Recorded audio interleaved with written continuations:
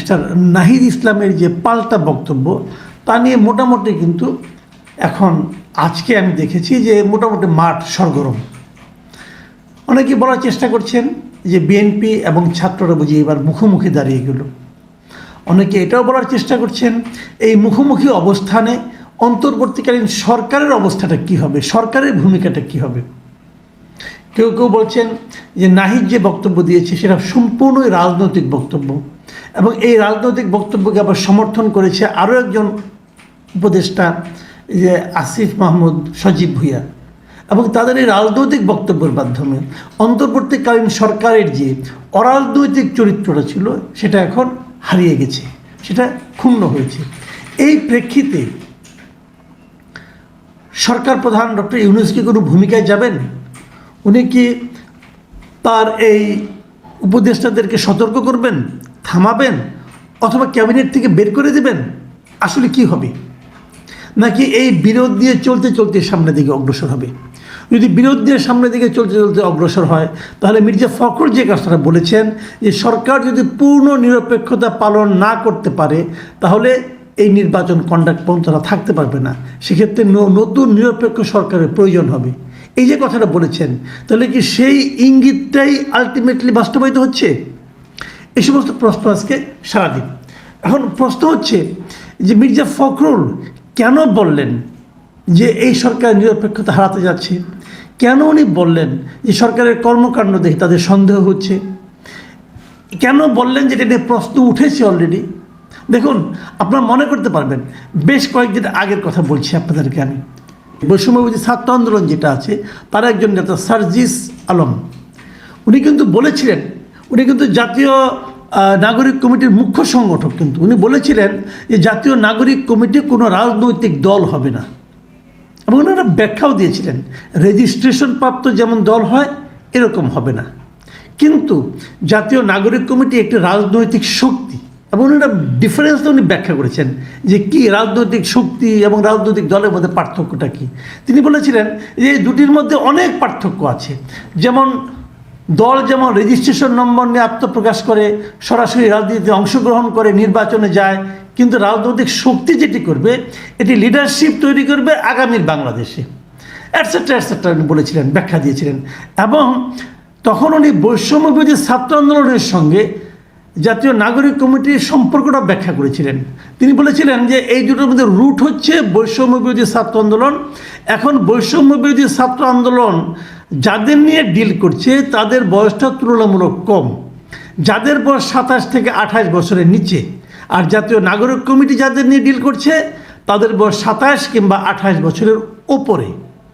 খেয়াল করবেন, তার মানে বৈষম্যবিরোধী ছাত্র আন্দোলন এবং নাগরিক কমিটি বয়সের কারণে পার্থক্য হয়েছে, কিন্তু জিনিসটা একই, চিন্তাধারা ভাবধারা একই, ফার্স্ট ক্লাস। এই হলো ঘটনা, কিন্তু খেয়াল করবেন জিনিসটা। তো এদের সঙ্গে কি এই তিন উপদেষ্টার কোনো সম্পর্ক নেই? এখন যে সার্জিস আলম বলছিলেন যে এটা কোনো হবে না, পলিটিক্যাল পার্টি হবে না, জাস্ট গতকাল রংপুরে কারমাইকেল কলেজের ওখানে যে এই জাতীয় নাগরিক কমিটির যিনি সদস্য সচিব মিস্টার আখতার হোসেন, তিনি কি বলেছেন? তিনি বলেছেন যে আগামী ফেব্রুয়ারি মাসের মধ্যে নতুন রাজনৈতিক দলের ঘোষণা আসবে। কারা সেটা? নাগরিক কমিটি। এবং সেই বলছে যে নাগরিক কমিটি এরই মধ্যে 200 থানা কমিটি করেছে, জানুয়ারি মাসের মধ্যে 4 শতাধিক থানায় তারা কমিটি করবে, এবং তারপর তারা একটা পলিটিক্যাল পার্টি হিসেবে আসবে। এবং তারা এটাও বলছে যে এই রাজনৈতিক দলের নাম কি হবে, তারা নামটা এখনও ঠিক করে নাই, কিন্তু বিভিন্ন জনের কাছ থেকে 100-র বেশি নাম প্রস্তাব এসেছে, সেগুলো থেকে নামকরণ চূড়ান্ত হবে। উনি হলেন সদস্য সচিব।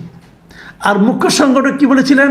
খুব বেশি দিন আগে না, কিন্তু সার্জিস আলমের কথাটা বলেছিলেন পঞ্চগড়ে 27শে ডিসেম্বর, মানে 1 মাসেরও কম সময়ের মধ্যে তারা কিন্তু পোল্টি মারল একটা। তারা আগে বলছে রাজনৈতিক দল হবে না, এখন বলছে হবে।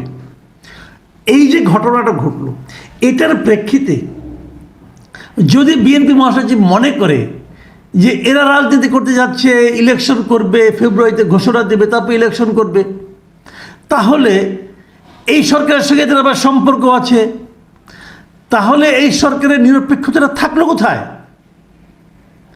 আমরা যে আমরা যে তত্ত্বাবধায়ক সরকারের কথা বলি, যেটা আমরা সংবিধান সংশোধনের মাধ্যমে পেয়েছিলাম 96 সালে, সেই তত্ত্বাবধায়ক সরকারের মূল কনসেপ্টটা কি?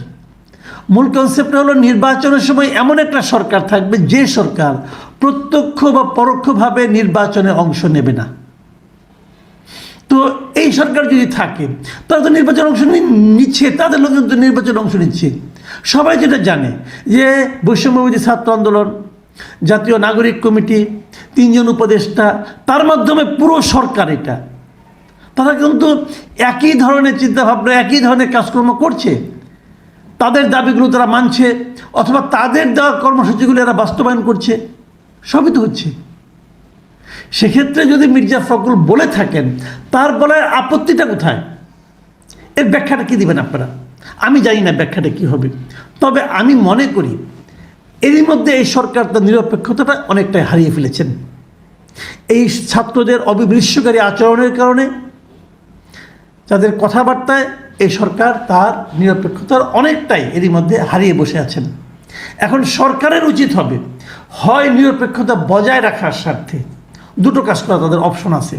1 নম্বর হলো এদেরকে তার এই 3 জন উপদেষ্টাকে বলবেন যে তোমরা নির্বাচনে যেতে পারবে না এবং এদের সঙ্গে আপনার রাজনৈতিক সম্পর্কটা আমরা রাখতে পারবেন না। দ্বিতীয় যে অপশনটা আছে, এই 3 জনকে উপদেষ্টা পরিষদ থেকে বের করে দেওয়া। এছাড়া আমি আর কোনো পথ দেখি না। এখন সরকার কি পারবে? পারবে না। পারবে না কেন সেটাও বলছি। পারবে না এই কারণে, এই সরকার তো নিজেই ঘোষণা করেছে, সরকার প্রধান, যে এই ছাত্ররাই তার নিয়োগকর্তা। নিয়োগকর্তাকে বের করে দেবে কেমনে? এটা কি আর হয়? হয় না। তাহলে মির্জা ফখরুলের যে কথায় নাহিদ ইসলাম সাহেবের গায়ে জ্বালা ধরেছে, সে কথাটা আসলে বোধ হয় গায়ে লেগেছে এই কারণে যে ঘটনাটা সত্য। এখন সামনের দিনগুলোতে কি হয়, এই বিরোধটার কি একটা সমাধান হয়, নাকি এই বিরোধের প্রেক্ষিতে অন্যদিকে কি দাঁড়ায়, সেটা কিন্তু আমি মনে করি খুব সতর্কভাবে দেখতে হবে। আমি আরেকটা কথা বলে শেষ করি। নির্বাচন যত দেরি হবে, ডক্টর ইউনূস কিন্তু দায়িত্বে আসার পর প্রচুর বাইরে গিয়েছেন, অনেককে বলেছেন আমাদের এখানে সাহায্য দেওয়ার জন্য, অনেককে বলেছেন বিনিয়োগ করার জন্য, কিন্তু ওনার এই গত প্রায় 5.5 মাসে বিদেশি বিনিয়োগ কিন্তু একদম আসেনি। এবং আসেনি কেবল না, বরঞ্চ বিদেশি বিনিয়োগ কমেছে।